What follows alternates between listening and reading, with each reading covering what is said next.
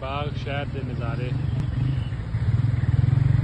बाग शहर है सुनने दराया कि जलजले के दरम्यान ये सारा तबाह बर्बाद हो गया थी, इन्हें दोबारा पिंड किया। ये बाग है,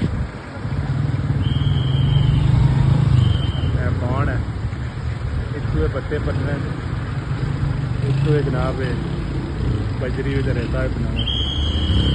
देखो बाग शहर।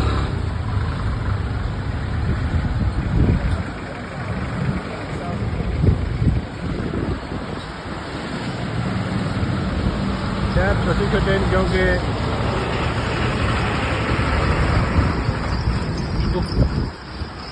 पहाड़ी इलाका है, बहुत ज़्यादा है।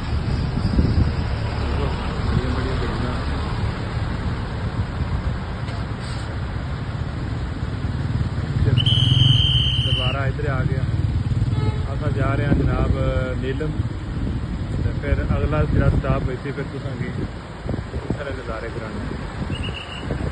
देखो बाग शहर।